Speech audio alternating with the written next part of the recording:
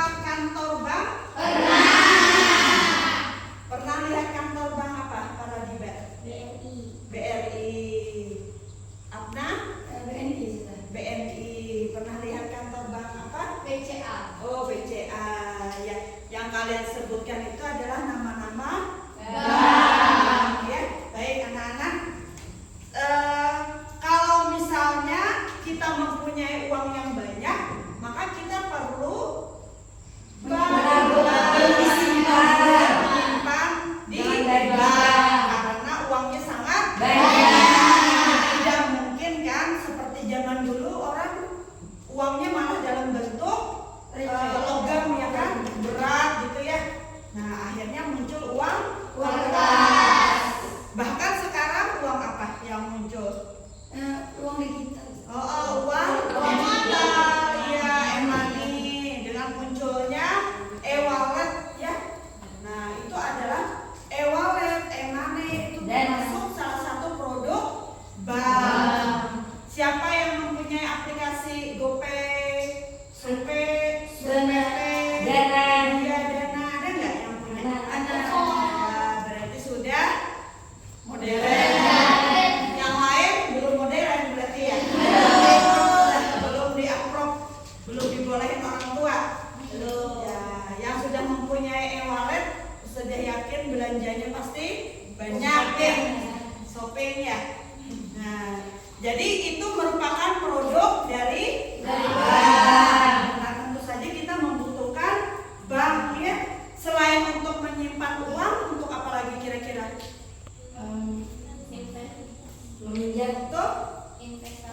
Untuk investasi. Bagaimana caranya investasi di bank? Bagaimana caranya? Kalbi ya. Ayo kata Kalbi, investasi di bank. Apa kira-kira produk perbankan yang digunakan untuk investasi? Siapa yang tahu? Deposito investasi enggak? Investasi ya, dengan menyimpan uang dalam bentuk deposito di bank, maka itu juga merupakan investasi. Karena dengan deposito menghasilkan apa? Uang dalam bentuk bunga. Ya, jadi kan ada itu orang yang mempunyai uang yang banyak, saking banyaknya dia hanya hidup dari bunga, ya kan? Bunga bank. Nah, jadi itu merupakan salah satu produk dari bank. Nah, kemudian bank itu sendiri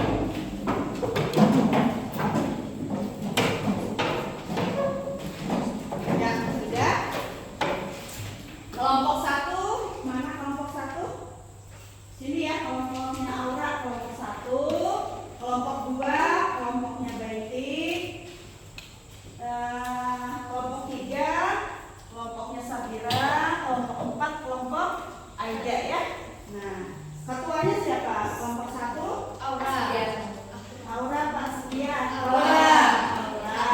Kelompok 2. Melati. Ayo siapa? Ayo Baiti. Kelompok 3. Sakira. Ya, kelompok 4. Farida. Iya. Ya. Sebelum kita mulai diskusinya, Ustazah ingin menyampaikan dulu penilaian yang akan Ustazah lakukan pada pembelajaran hari ini, yaitu yang pertama penilaian sikap, yang kedua penilaian pengetahuan, yang ketiga penilaian keterampilan. Ya. Penilaian sikap berupa bagaimana kalian berinteraksi di dalam kelas dengan teman, ya.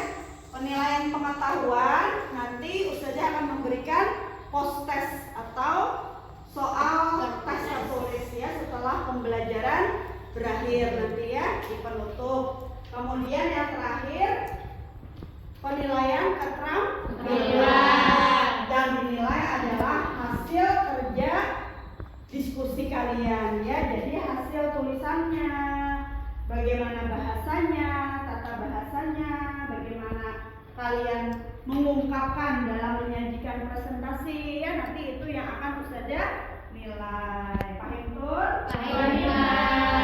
Baik anak-anak, sekarang Ustazah kasih waktu 10 menit untuk membaca materi terlebih dahulu tentang Lembaga Jasa Keuangan Perbankan. Ya, silakan dibaca dulu materinya.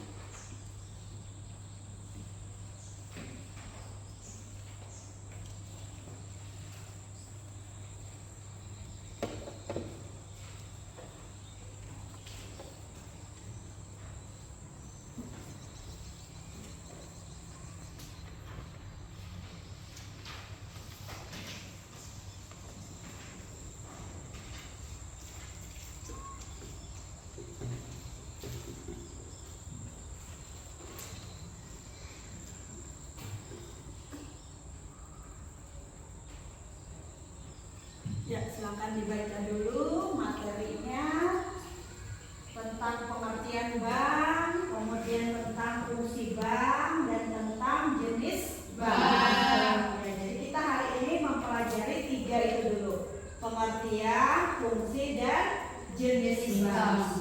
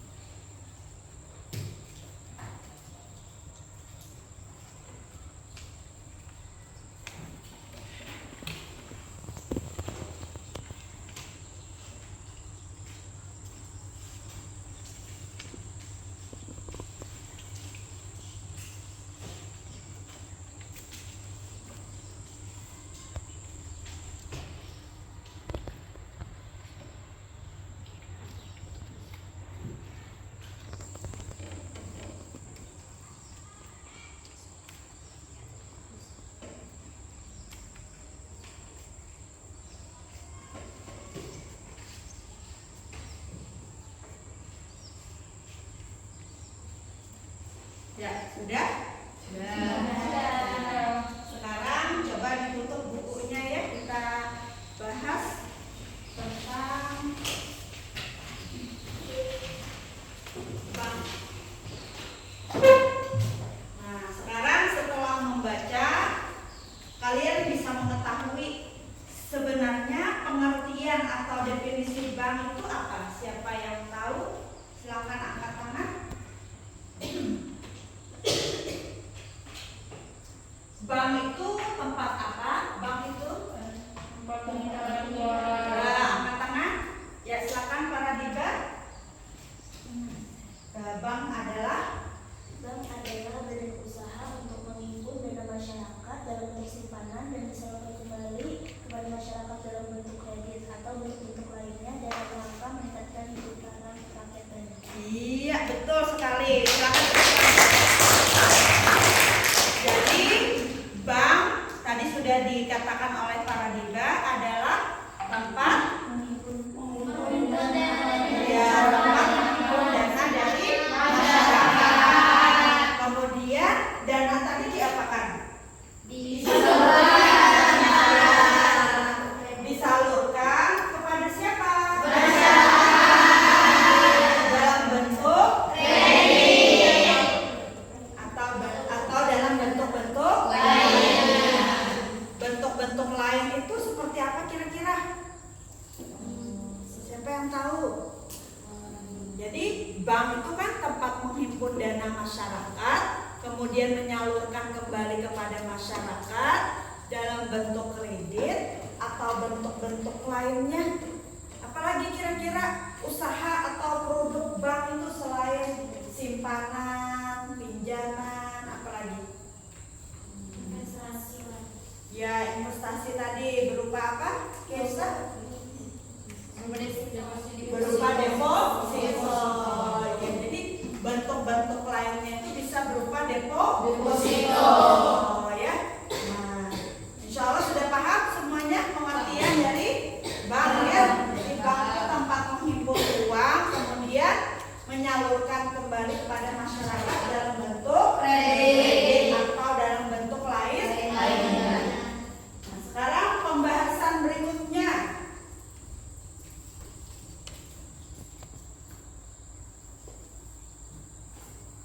Nah, ini ya.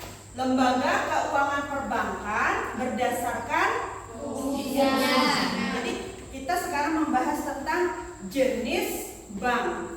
Jenis bank itu ada 3. Siapa yang tahu? Askia tahu?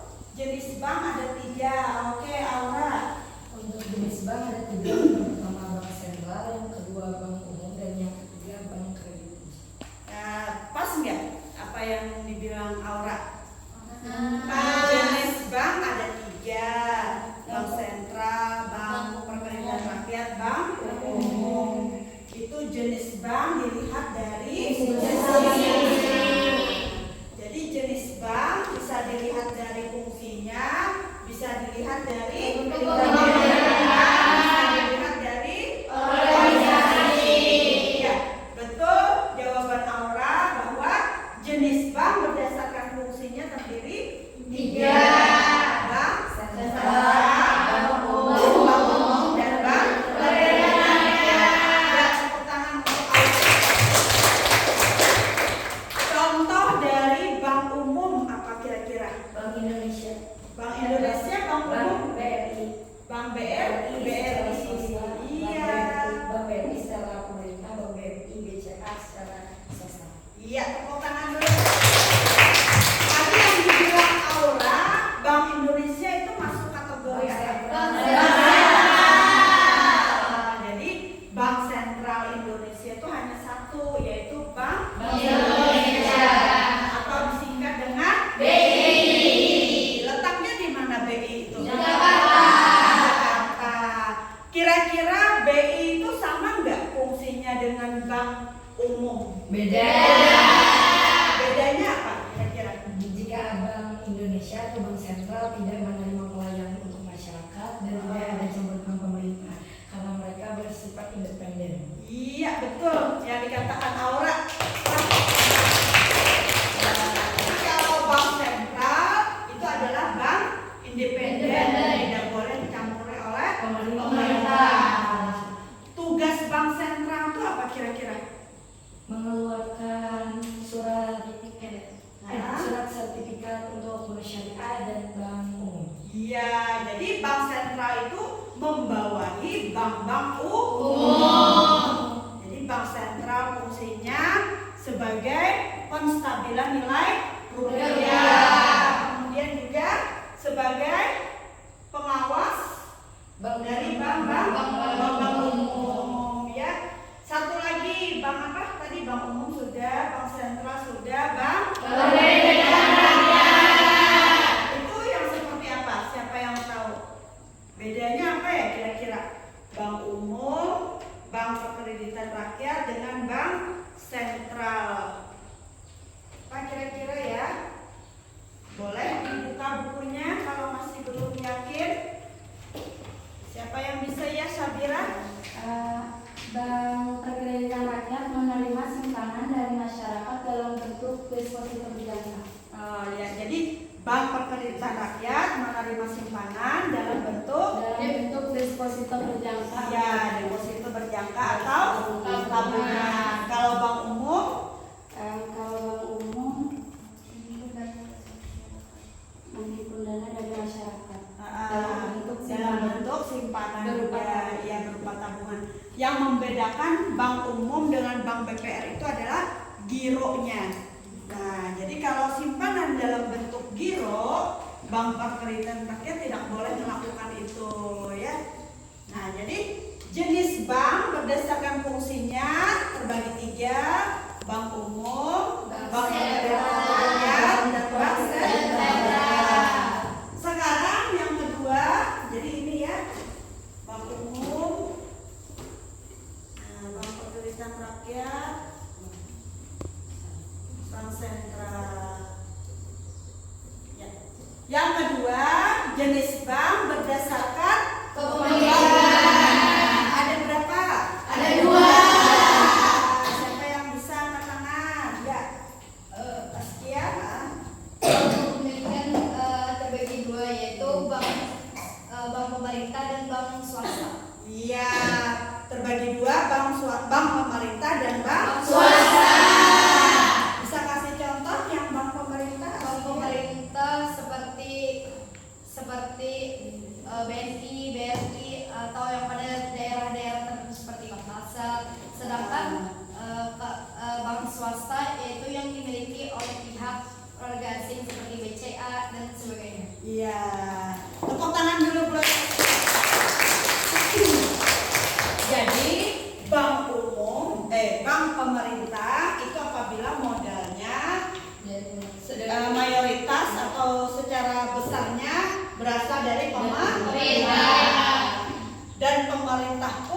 membagi lagi. Ada yang disebut dengan Pemerintah pemerintah pusat dan bank pemerintah daerah. Bank pemerintah pusat itu contohnya apa? BRI, BNI, Mandiri. Kalau yang daerah, Bank Jatim, Bank iya. Biasanya setiap provinsi itu mempunyai bank. Dia mendirikan bank. Maka itulah yang disebut dengan bank pemerintah milik daerah. Paham tur? Yang kedua, bank swasta, yaitu bank yang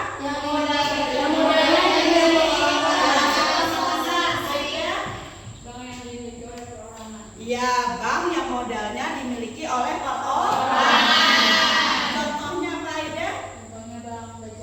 Bank BCA. Apalagi?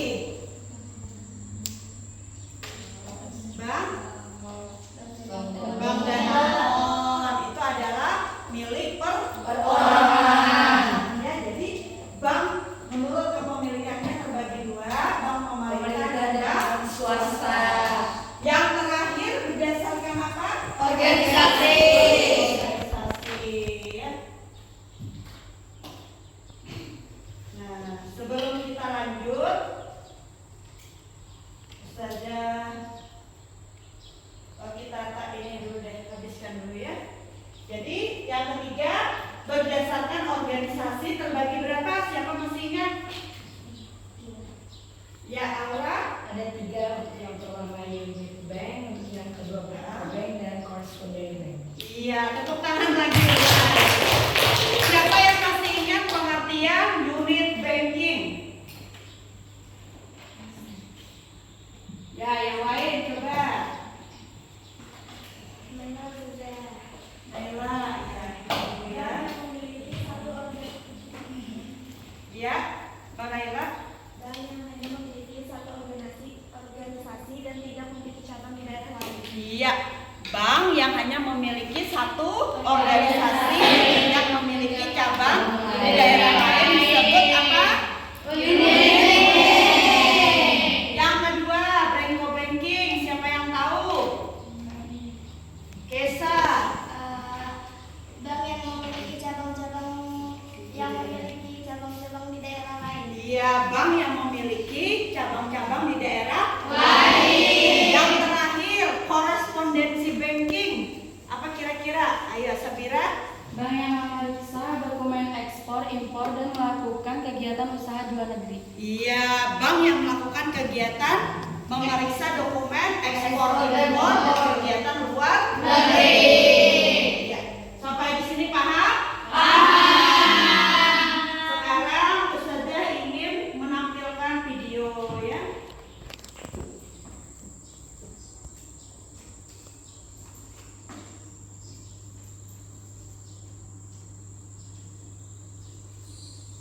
Kamu mau kemana? Aku mau ke bank. Aku mau menabung di bank. Wah, aku juga mau menabung di bank. Baiknya menabung di bank apa ya? Sini aku beri. Jenis-jenis bank, produk perbankan. Dari video ini, kamu akan mengetahui jenis-jenis bank. Selain itu, kamu juga akan mengetahui keterkaitan jenis-jenis bank. Terakhir, kamu juga akan diajak untuk mengetahui produk-produk perbankan. Sekarang, ayo pahami jenis-jenis bank yang ada di Indonesia. Seperti yang kamu ketahui, ada banyak bank di sekitar tempat tinggalmu. Secara umum, bank-bank tersebut dapat dikelompokkan menjadi 3 kelompok. Pertama adalah bank umum.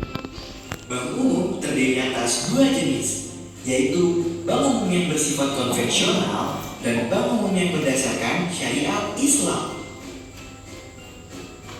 Contoh bank umum konvensional yaitu Bank Negara Indonesia. Contoh bank umum syariah yaitu Bank Syariah Indonesia. Yang kedua adalah Bank Perkreditan Rakyat atau BPR. Contoh BPR yaitu BPR Jatim. Yang ketiga adalah Bank Sentral. Contoh bank sentral yaitu Indonesia.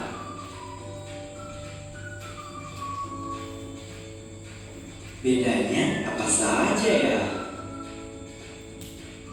Nah, bank umum baik yang konvensional maupun yang syariah merupakan lembaga keuangan komersial yang menghimpun dan menyalurkan dana masyarakat. Selanjutnya adalah Bank Perkreditan Rakyat. Bank Perkreditan Rakyat atau BPR sama seperti bank umum, tapi memiliki lebih sedikit produk yang ditawarkan. Perbedaannya, BPR tidak diperkenankan untuk menerima simpanan berupa giro, melakukan kegiatan usaha valuta asing, melakukan penyertaan modal dengan prinsip prudent banking, serta tidak diperkenankan untuk melakukan usaha perasuransian. Jadi, usaha yang dilakukan BPR itu hanyalah mengimpun dana dan menyalurkannya. Nah, yang terakhir adalah Bank Sentral. Bank Sentral bukanlah bank komersil.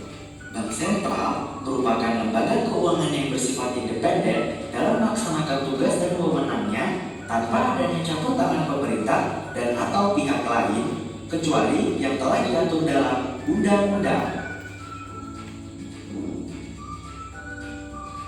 Sekarang, ayo kita simak keterkaitan antara ketiga jenis bank tersebut.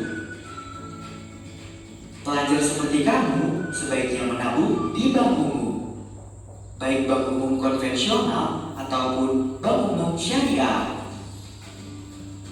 Berbeda dengan BPR, bank umum memiliki tabungan khusus pelajar loh.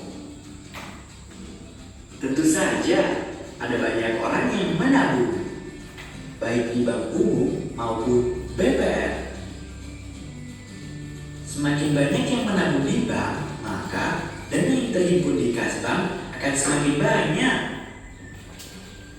Lalu, apakah uang tersebut hanya disimpan di dalam kas bank?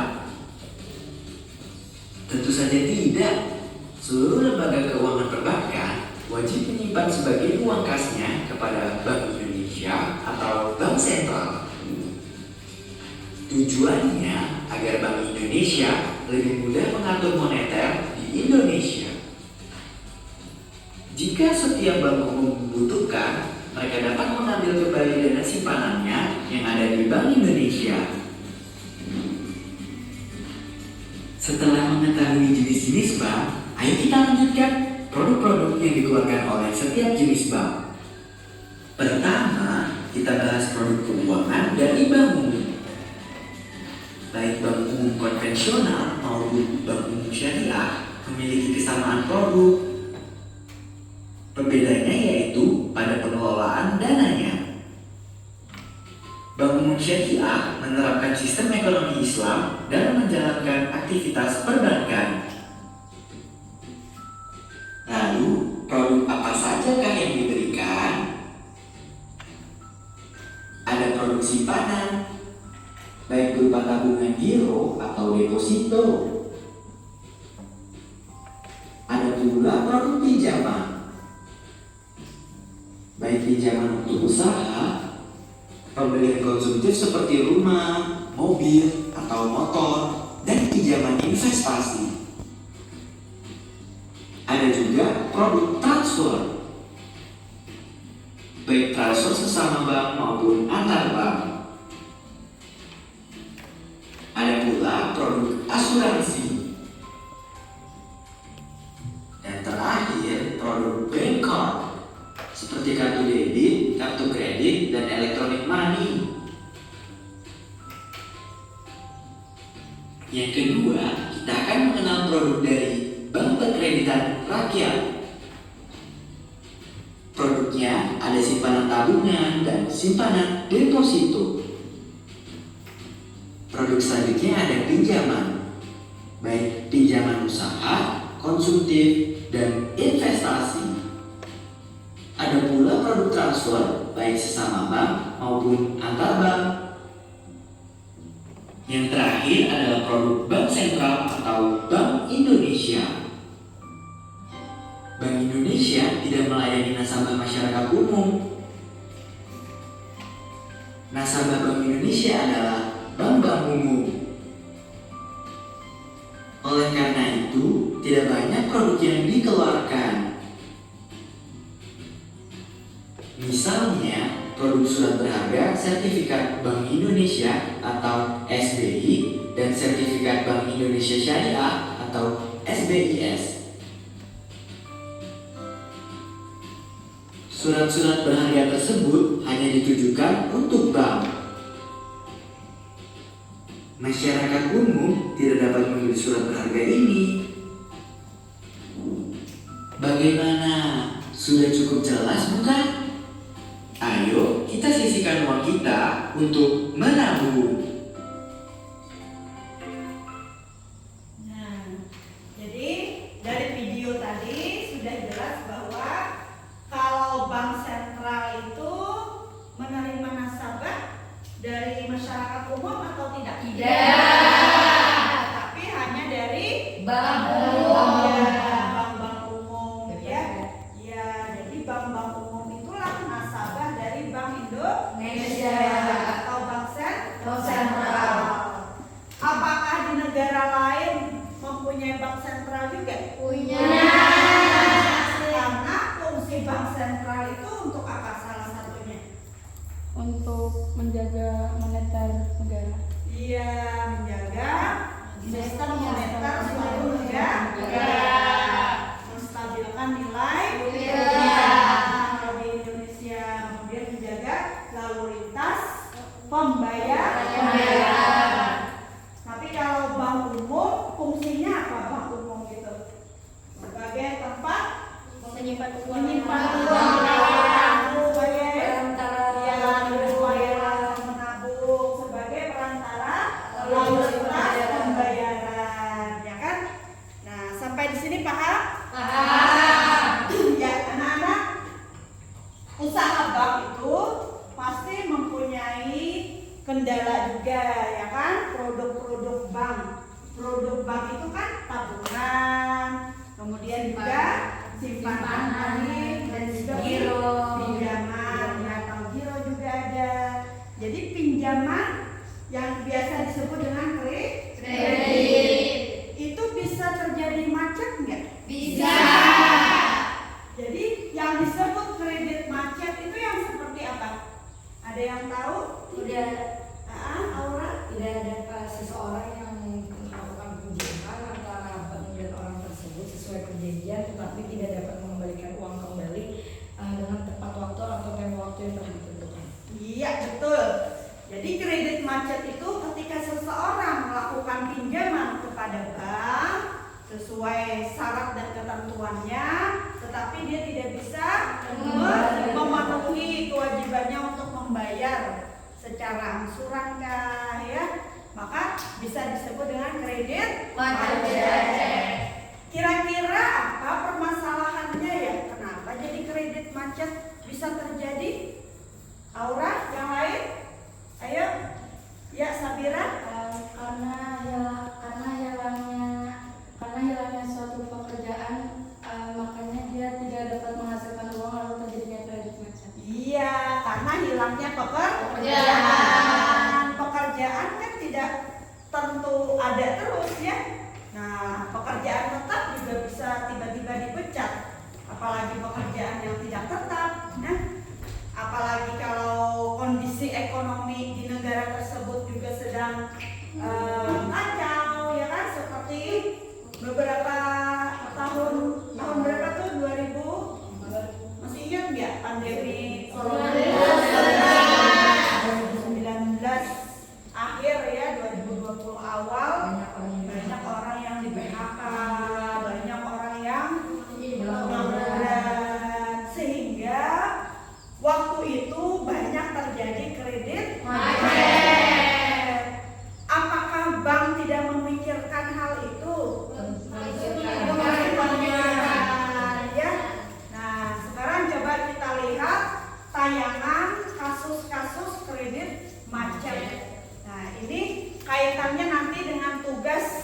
kelompok yang akan Ustazah bagikan.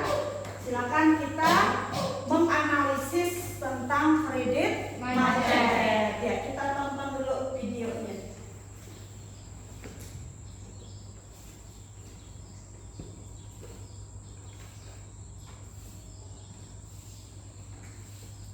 Kendaraan tarikan untuk status pembiayaan dalam pasca lebaran, kendaraan tarikan untuk status pembiayaan dalam pasca lebaran memang biasanya akan terjadi kenaikan. Namun demikian kalau kita melihat apa yang terjadi pada tahun ini, saya tidak terlalu khawatir.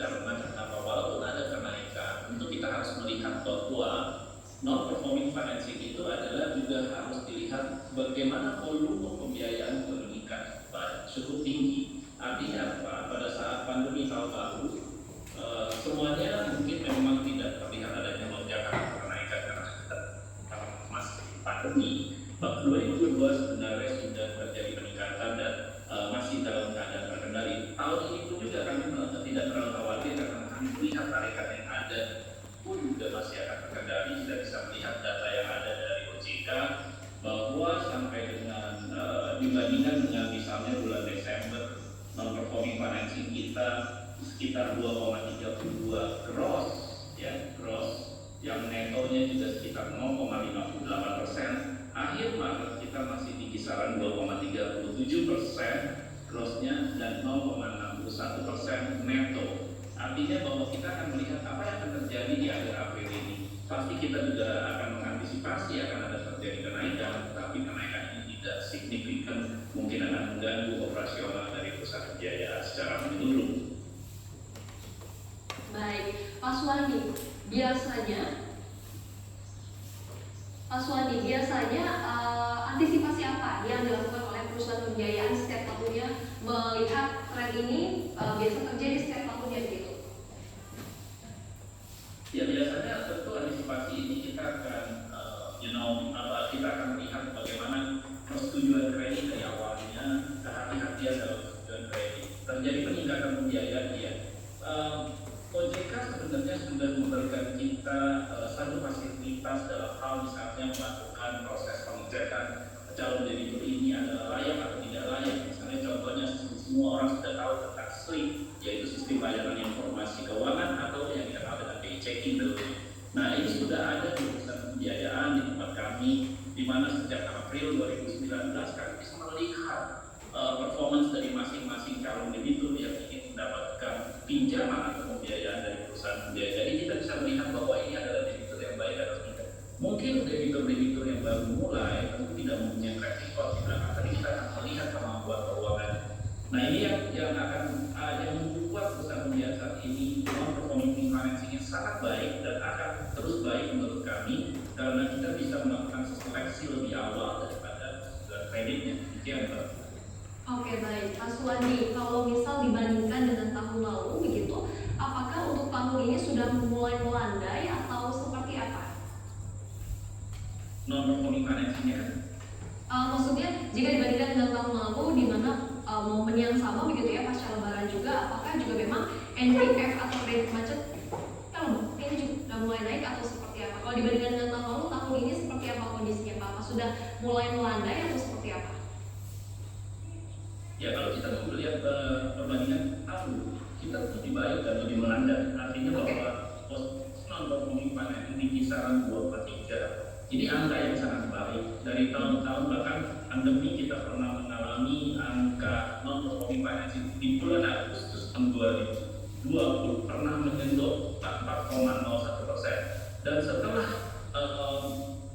2020-2022 kesini itu tahap demi tahap bulan demi bulan kita mengalami penurunan non-performing financing dari angka 2,9, 2,8 bahkan saat ini sekitar kisaran 2,3%. Oke baik Mas Wandi, kalau misal tadi kan tren setiap tahunnya gitu ya, kalau kita bandingkan dalam satu tahun ini biasanya mulai melandai di bulan apa dan akan kembali memuncak itu biasanya di setelah momen-momen apa ini Mas Wandi? Ya, kita lihat tentu akan terjadi peningkatan sedikit ya. Nah, terjadi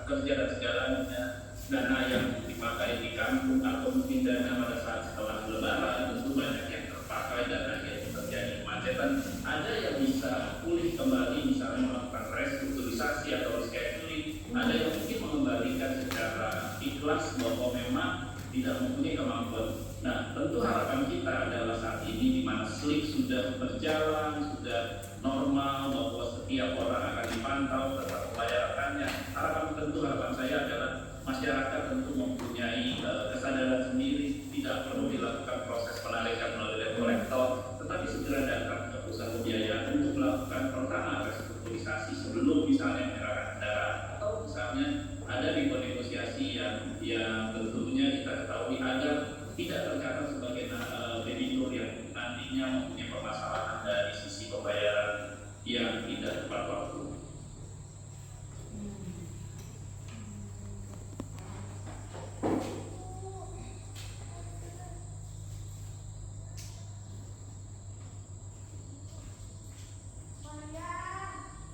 Ya, jadi dari tayangan tadi kalian bisa mungkin sedikit mengambil kesan bahwa sebelum bank memberikan pinjaman itu mereka juga melakukan apa?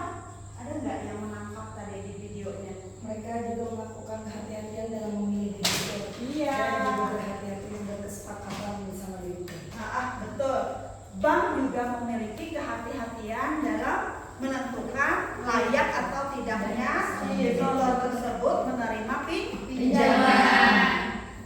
Nah, sekarang silakan kalian diskusikan di kelompoknya masing-masing. Tugas kelompok menganalisis permasalahan kredit macet ini ya. Yang pertama, mengapa kredit macet bisa terjadi?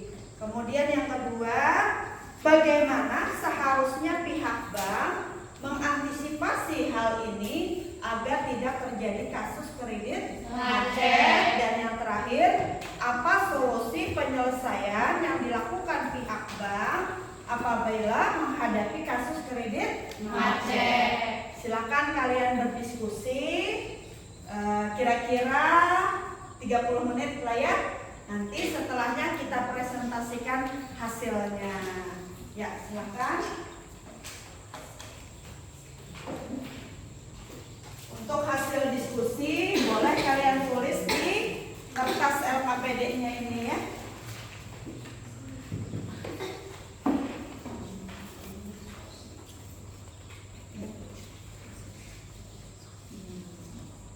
Ya, silakan dimulai diskusinya.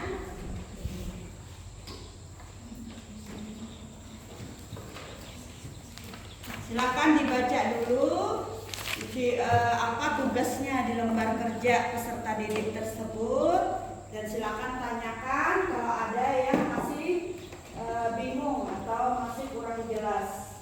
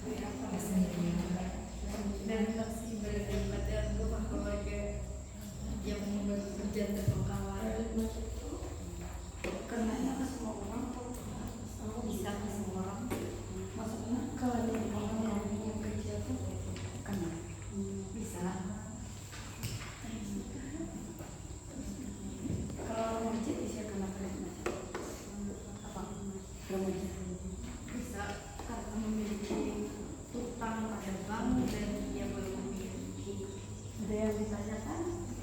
Ada kalau yang remaja masih kan kredit macet. Kalau remaja belum umur, belum punya KTP, belum bisa meminjam uang di bank. Nanti akhirnya ujung-ujungnya kena pinjaman online jadi jadi tidak boleh dulu meminjam uang di bank, karena di bank itu kan persyaratan meminjam harus punya KTP dan harus punya penghasilan. Kalau tidak punya penghasilan nggak bisa bayar Semua orang ya sudah kan bisa kena kredit macet atau Nggak semua meminjam orang, aja? ya yang meminjam aja. Nah, yang disebut kredit macet kan yang meminjam kan, meminjam tapi nggak bisa bayar, makanya yang disebut dengan kredit macet. Jadi tidak bisa sembarangan bank memberikan pinjaman, harus punya penghasilan. Ada persyaratannya. Biasanya kalau sudah umur 20 tahun baru boleh meminjam. Itu pun juga harus punya penghasilan. Ya, silakan lanjutkan. Bisa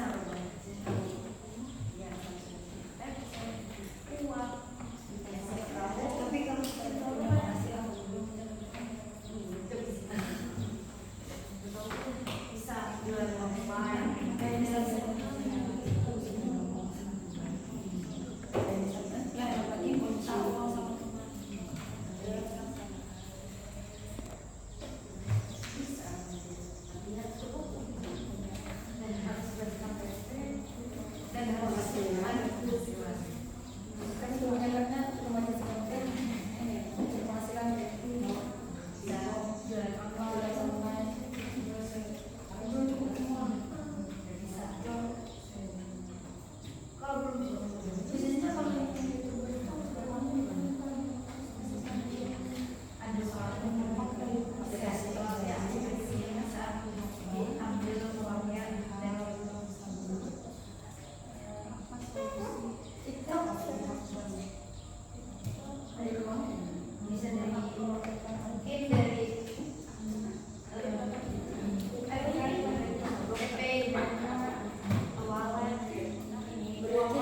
yang mau kayak gitu yang punyanya si aplikasi itu dari si aplikasi si TikTok yang menggaji orangnya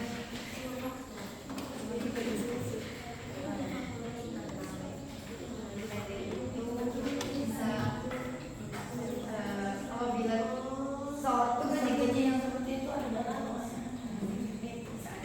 dipotong pajak benar digaji misalkan dipotong pajak 10%, misalkan mendapat 100 juta dari tetap ya karena itu dapat potongan pajak dan sedangkan apabila si selebgram atau bisa yang lain itu sudah melayani dan dia meminjam uang kepada bank tapi tidak bisa dibayar karena bisa punya ya karena followers terjadilah kredit macet oleh si TikTok.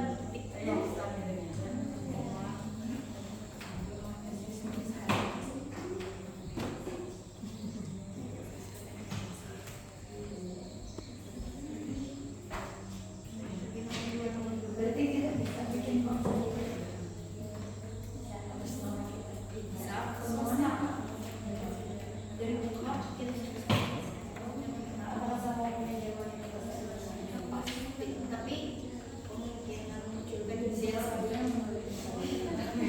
kecil kalau kita meminjam di bank syariah mungkin ada bukan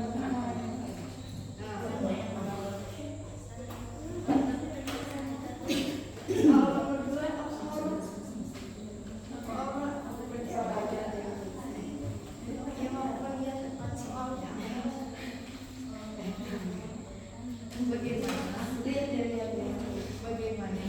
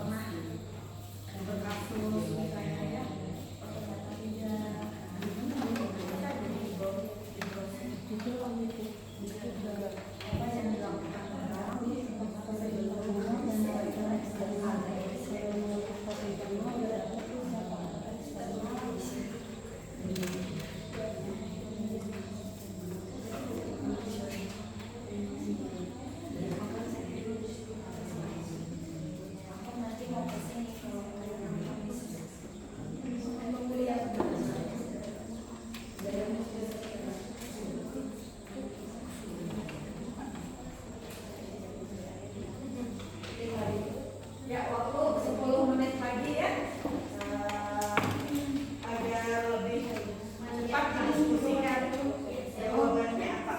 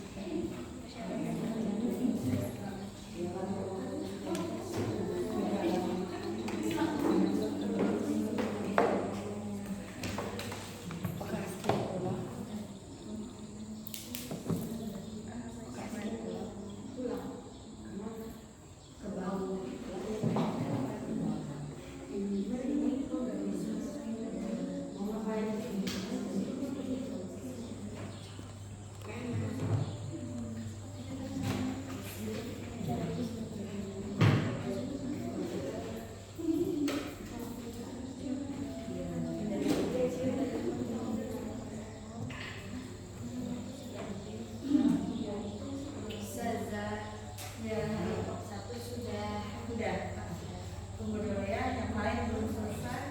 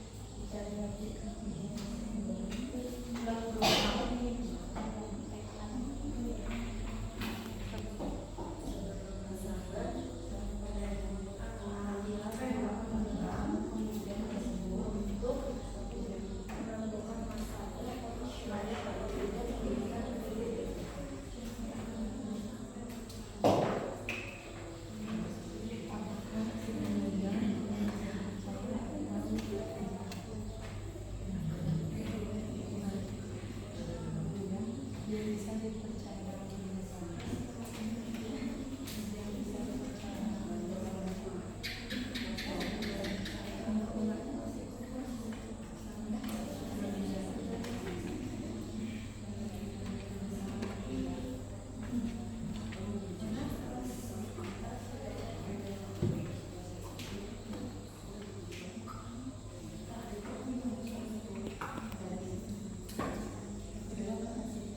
Ya, kelompok 1 kelas, kelompok 2 bentar lagi ya, kelompok 3 kelas, kelompok 4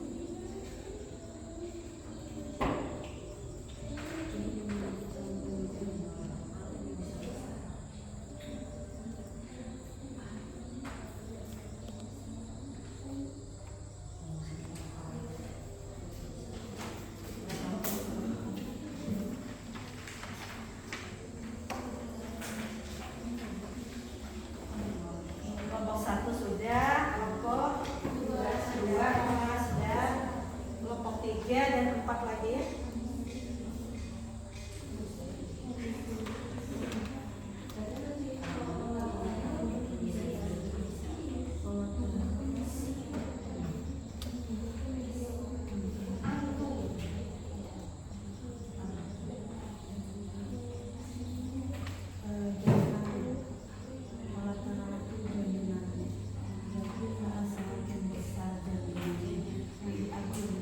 Semakin besar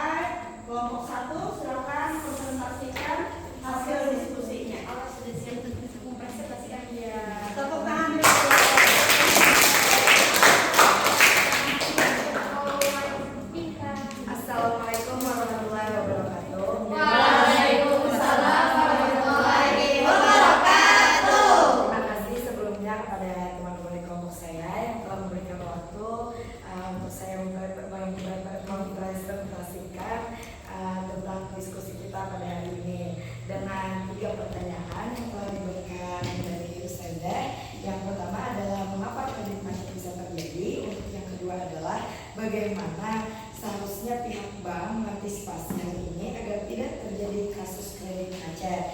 Dan yang ketiga, yang terakhir adalah apa solusi penyelesaian yang dilakukan pihak bank apabila menghadapi kasus kredit macet. Baiklah, untuk hasil diskusi dari kelompok 1, untuk jawaban yang pertama dengan pertanyaan mengapa kredit macet bisa terjadi adalah kami mengambil 2 contoh atau 2 kesimpulan yang telah mendapatkan. Yang pertama adalah biasanya karena debitur kehilangan pekerjaan utama, yang misalnya contoh pada saat COVID adalah orang-orang banyak di PHK dari pekerjaan utamanya. Lalu yang kedua adalah debitur yang melakukan peminjaman dengan alasan untuk pembukaan usaha, akan tetapi usaha yang akan dilakukan debitur gagal. Jadi biasanya orang-orang meminjam uang dengan alasan untuk modal usaha atau untuk membuka usaha, tapi usahanya tidak ramai atau tidak berhasil. Jadi gagal untuk mengembalikan uang secara langsung, membalikan uang untuk dikembalikan lagi ke bank. Lalu dengan pertanyaan yang kedua adalah bagaimana seharusnya pihak bank mengantisipasi hal ini agar tidak terjadi kasus kredit macet. Ini adalah uraian yang kami temukan atau hasil diskusi kami. Untuk yang pertama, bank akan melakukan investigasi atau penyelidikan terhadap calon debitur. Dan yang kedua, membuat keputusan atau kesepakatan bersama dengan hati-hati. Tetapi di dalam dunia perbankan ada yang dikenal dengan 5C, yaitu character, capital, capacity, collateral, and conditional of economy. Lalu akan kita artikan ke bahasa Indonesia. Untuk karakter adalah di mana pihak bank akan menelusuri atau melakukan investigasi terhadap perilaku debitur atau calon debitur. Apakah orang ini apakah orang ini pembohong atau ada permasalahan-permasalahan lain yang agar bisa menaruh pihak bank agar bisa menaruh kepercayaan terhadap calon debitur tersebut. Lalu yang kedua adalah capital atau kecukupan modal, analisis kekayaan bersih yang dimiliki. Pihak bank tidak asal memberikan dana kredit, tetapi mereka akan melihat dari kecukupan modal yang telah diselidiki oleh pihak bank terhadap debitur tersebut. Lalu yang ketiga adalah capacity atau kemampuan dalam memenuhi kewajibannya atau perjanjian yang telah ditentukan. Hal ini setelah melalui proses karakter dan capital, mereka melihat kembali kemampuan dalam memenuhi kewajibannya. Apakah debitur ini orang yang bertanggung jawab, lalu apakah debitur ini mampu untuk memenuhi kewajibannya atau syarat-syarat yang telah diberikan bank kepadanya. Lalu yang keempat adalah collateral, yaitu jaminan yang diberikan debitur. Semakin banyak jaminan, semakin membuatkan banyak kepercayaan dari pihak bank untuk debitur tersebut. Dan yang terakhir adalah condition of economy atau sesuai dengan ekonomi yang telah mereka lakukan melalui investigasi yang dilakukan dari capacity atau kemampuan dalam memenuhi kewajibannya. Lalu yang terakhir adalah apa solusi penyelesaian yang dilakukan pihak bank apabila menghadapi kasus kredit macet. Yang telah kami temukan dalam diskusi kami dan yang telah kami singkat adalah 3M. Untuk yang pertama, rescheduling, untuk yang ketiga, restructuring, dan untuk yang kedua, restructuring, atau yang ketiga, reconditioning. Untuk rescheduling yang telah kami singkat yaitu penyesuaian kembali tenor atau jangka waktu pinjaman sesuai kemampuan debitur. Untuk yang kedua, restructuring adalah ada beberapa yang kami singkat, yaitu perubahan syarat-syarat kembali terkait jadwal pembayaran, jangka waktu, dan lain-lain tanpa mengubah plafon kredit, yaitu maksimal dana kredit. Dan yang terakhir adalah reconditioning atau penyesuaian kembali. Penyesuaian kembali ini adalah di mana pelaksanaan syarat-syarat yang yaitu rescheduling and restructuring tersebut telah dilakukan. Lalu kita akan melakukan reconditioning dengan penyesuaian kembali dengan syarat-syarat. Terima kasih. Assalamualaikum warahmatullahi wabarakatuh. Waalaikumsalam warahmatullahi wabarakatuh. Bagus sekali kelompok 1 telah mempresentasikan hasil diskusinya. Selanjutnya kelompok berapa yang mau maju? Ya, silakan kelompok 2. Baik. Bismillahirrahmanirrahim. Assalamualaikum warahmatullahi wabarakatuh. Waalaikumsalam warahmatullahi wabarakatuh. Di sini saya akan mempresentasikan hasil dari kerjasama kami kelompok 2. Saya mewakilkan teman saya dengan saya sendiri Baik Istata, mewakilkan Nana Maulida, Keisha Adijah, dan Rita Melati. Jadi pertanyaan yang pertama adalah mengapa kredit macet bisa terjadi. Tapi sebelum itu, kredit macet adalah pinjaman yang mengalami kesulitan dalam menyelesaikan kewajiban dari pelanggan kepada bank atau lembaga keuangan baik sengaja ataupun tidak sengaja. Dan penyebabnya ada 3. Yang pertama, faktor debitur, yaitu tidak mempertimbangkan kesanggupan membayar secara tepat waktu. Yang kedua, faktor kreditur, yaitu kurangnya pengawasan dan kehati-hatian. Yang ketiga, faktor pemerintah, yaitu adanya kebijakan dari pemerintah yang menghalangi tindak pembayaran. Dan pertanyaan yang kedua, bagaimana seharusnya pihak bank mengantisipasi hal ini agar tidak terjadi kasus kredit macet? Jadi antisipasi pihak bank terhadap kredit macet yakni yang pertama memperketat tim analisis kredit, yang kedua pihak bank tidak terlalu ekspansif dalam mengejar target, yang ketiga membuat analisa keuangan nasabah, yang keempat menetapkan plafon kredit. Dan yang terakhir pertanyaannya adalah apa solusi penyelesaian yang dilakukan pihak bank apabila menghadapi kasus kredit macet? Solusi pihak bank dalam menghadapi kredit macet yakni yang pertama penjadwalan kembali atau rescheduling, yaitu memperpanjang waktu peminjaman. Yang kedua persyaratan kembali reconditioning, yakni merubah sebagian atau seluruh perjanjian di awal. Dan yang terakhir penataan kembali restructuring, yakni melakukan perubahan pola pembiayaan pada permodalan usaha oleh pihak usaha. Jadi cukup sekian. Wassalamualaikum warahmatullahi wabarakatuh. Waalaikumsalam warahmatullahi wabarakatuh. Ya, selanjutnya kelompok 3, silakan.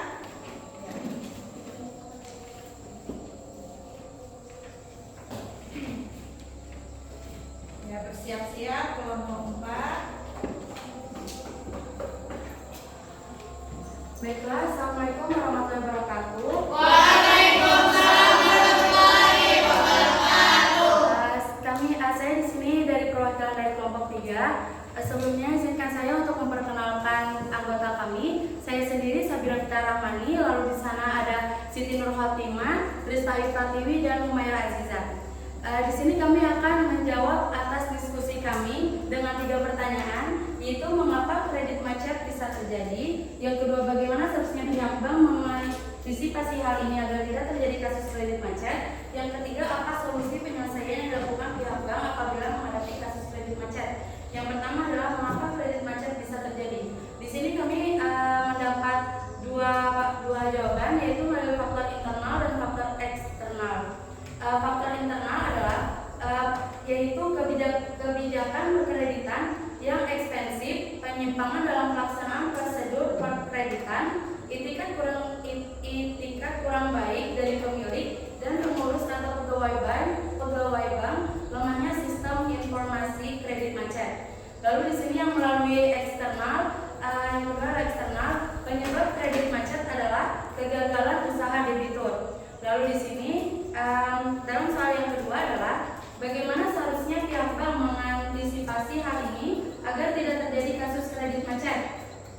Di sini kami menemukan jawaban, yaitu 5C, karakter, capacity, capital, collateral, dan condition.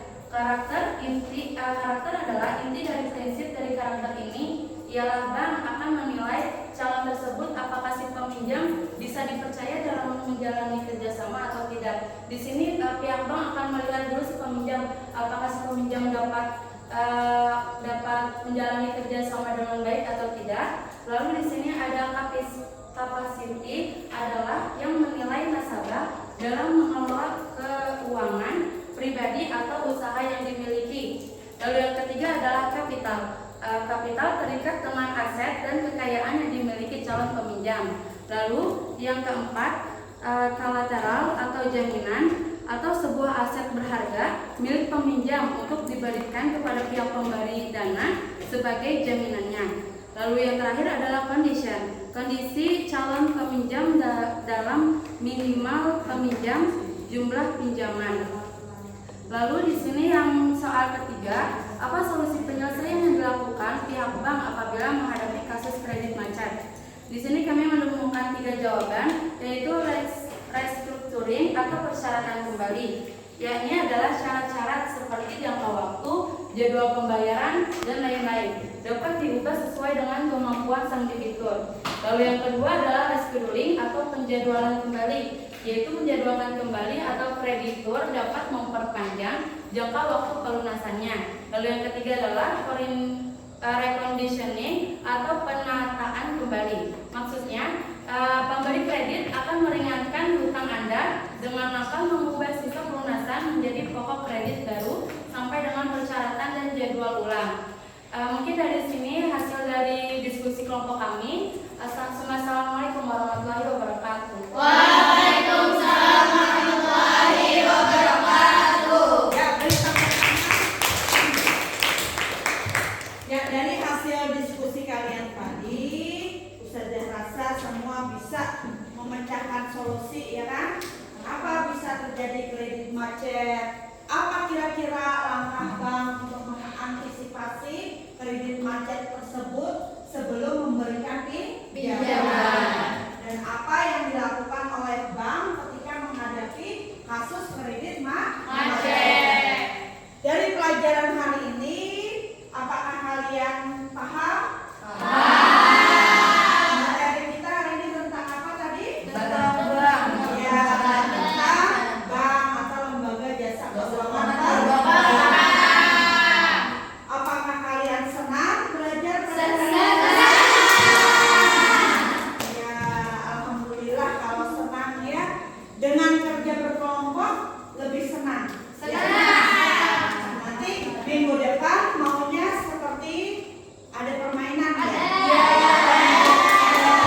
Apa lagi kira-kira? Berkelompok lagi. Kelompok lagi ya, karena kalian suka mencari tahu di internet ya enggak? Alhamdulillah kalau semuanya senang belajar pada hari ini, mudah-mudahan ilmu yang didapat berkah. Sebelum kita tutup, kita post test dulu sekitar 5 menit dengan 5 soal. Silakan Afna dibagikan.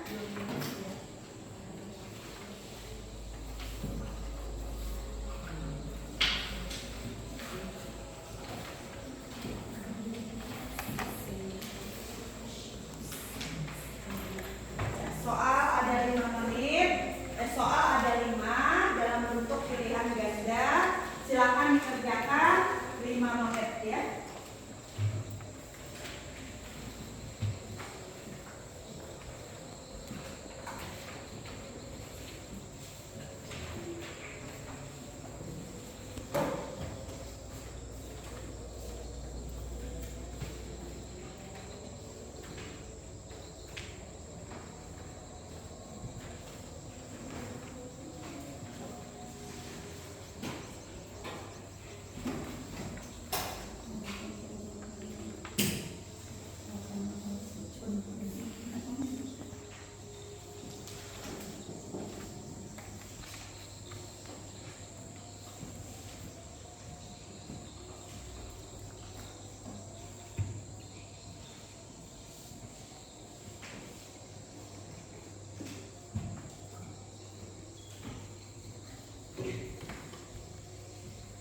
Ya, silakan dikumpul.